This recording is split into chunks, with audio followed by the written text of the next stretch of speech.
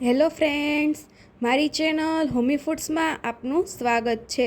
આજે આપણે બેસનના કણીદાર એટલે કે દાણાદાર લાડુ બનાવવાની રેસીપી જોશું। આ લાડુને લાહા લાડુ કે લીસા લાડુ પણ કહે છે। આ લાડુ નાના મોટા સૌને ખૂબ જ પસંદ આવે છે। તો ચાલો આપણે લાડુ બનાવવાની શરૂઆત કરીએ। તેના માટે મેં અહીંયા 5 વાટકા જેટલો ચણાનો લોટ લીધેલો છે।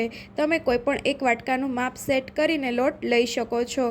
એટલે કે અંદાજિત મેં 500 ગ્રામ જેટલો લોટ લીધેલો છે। આ બધો જ લોટ આપણે ચાળી લેશું, જેથી કરીને તેમાં કોઈ ગઠોળા ના રહે। લોટ ચડાઈ જાય ત્યારબાદ તેની અંદર અંદાજિત 3 ટેબલસ્પૂન જેટલું તેલ અથવા તો ઘીનું મોણ આપી દઈશું।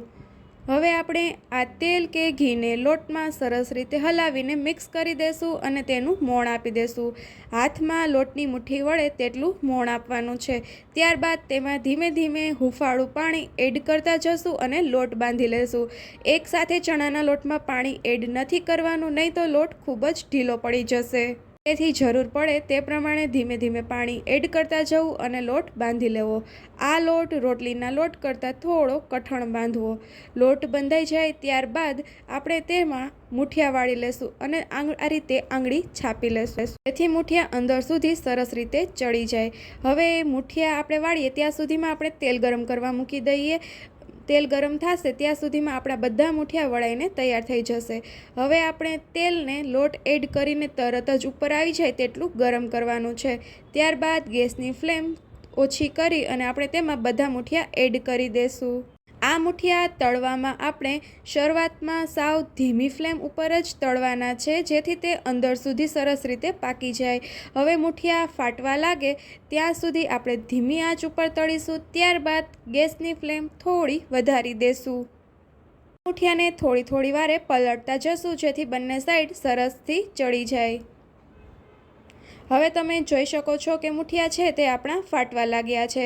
હવે આ સમયે આપણે ગેસની ફ્લેમ મીડિયમ કરી દઈશું અને આપણે આ મુઠિયાનો કલર ચેન્જ થાય ત્યાં સુધી તળી લેશું।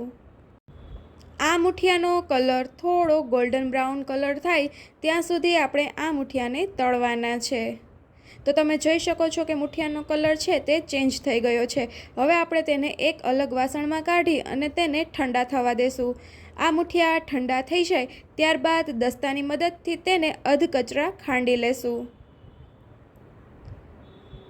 હવે આપણા મુઠિયા અધકચરા ખંડાઈ ગયા છે। તો તમે જોઈ શકો છો કે મુઠિયા છે તે અંદરથી એકદમ સોફ્ટ અને છૂટા છૂટા બન્યા છે।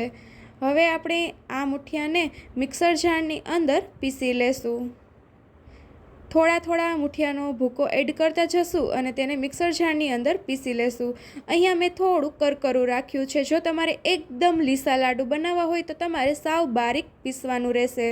તે બધા મુઠિયા પીસાઈ જાય ત્યારબાદ આપણે ચાસણી લેવા માટે જે વાટકાથી ચણાનો લોટ લીધો હતો તે જ વાટકાના માપથી 2 વાટકા જેટલી ખાંડ એડ કરીશું। જો તમે વધારે ગળ્યું ખાતા હોય તો તમે થોડી વધારે ખાંડ પણ એડ કરી શકો છો। ત્યારબાદ આ ખાંડ ડૂબે તેટલું પાણી એડ કરીશું। મારે અહીંયા અંદાજિત 1.5 વાટકા જેટલું પાણી જોયું છે। હવે આપણે આ ચાસણી આવે ત્યાં સુધીમાં એક વાસણની અંદર થોડો ફૂડ કલર ઓગાળી લેશું। આ ફૂડ કલર એડ કરવો બિલકુલ ઓપ્શનલ છે। હવે આ ચાસણીનું પાણી ઉકળવા લાગે ત્યારબાદ આપણે તેની અંદર ફૂડ કલર એડ કરી દઈશું, જે તે ચાસણીની અંદર સરસ રીતે મિક્સ થઈ જાય। આપણે બહુ આકરી ચાસણી નથી લેવાની, પરંતુ આ રીતે એક તાર પડે તેટલી જ ચાસણી લેવાની છે। તે ચેક કરવા માટે તમે આ રીતે ચમચાની મદદથી ચેક કરી શકો છો, તેમજ હાથમાં લઈને પણ ચેક કરી શકો છો। હવે ચાસણી આવી જાય ત્યારબાદ આપણે મિશ્રણમાં વચ્ચે ખાડો કરી અને તેમાં ચાસણી એડ કરી દઈશું। જો આકરી ચાસણી લેશો તો લાડુ કડક બની જશે, તેથી થોડી ઢીલી ચાસણી જ લેવી, જેથી તમે અઠવાડિયું 15 દિવસ સુધી લાડુ રાખી શકો તો પણ લાડુ એવા ને એવા જ સોફ્ટ રહે। ચાસણી મિશ્રણમાં એડ થઈ જાય ત્યારબાદ આપણે તેમાં 1.5 થી 1 વાટકા જેટલું ઓગાળેલું ઘી એડ કરી દઈશું અને તેને પણ આ લાડુના મિશ્રણની અંદર હલાવીને મિક્સ કરી દઈશું। આ મિશ્રણ થોડું ઠંડુ પડે ત્યારબાદ આપણે તેને હાથની મદદથી મસળી લેશું। હાથની મદદથી મસળવાથી લાડુ એકદમ સોફ્ટ બનશે। હવે હાથમાં ઘી લગાવી અને આપણે આ રીતે નાના ગોળ ગોળ લાડુ વાળી લેશું। આ રીતે આપણે બધા જ લાડુ વાળી લેવાના છે। તો આપણા આ લાડુ વળાઈને તૈયાર થઈ ચૂક્યા છે. હવે તમે તેને કોઈપણ પ્રકારના ડ્રાયફ્રૂટથી ડેકોરેટ કરી શકો છો. તો આપણા આ બેસનના લાડુ તૈયાર છે. હવે આપણે એક લાડુ ખોલીને જોઈએ તો તમે જોઈ શકો છો તે અંદરથી એકદમ સોફ્ટ અને કણીદાર બન્યા છે. તો તમને મારી આ બેસનના લાડુની રેસીપી કેવી લાગી તે મને કમેન્ટ કરીને જરૂરથી જણાવજો. ને જો તમને મારો વિડીયો પસંદ આવ્યો હોય તો તેને લાઇક અને શેર કરવાનું ભૂલતા નહીં. ને જો હજી સુધી તમે મારી ચેનલને સબસ્ક્રાઈબ ના કરી હોય તો ચેનલને સબસ્ક્રાઈબ કરી બાજુમાં આપેલા બેલ આઇકનને પણ પ્રેસ કરી દો, જેથી મારા નવા વિડીયોની અપડેટ તમને મળતી રહે. Thank you.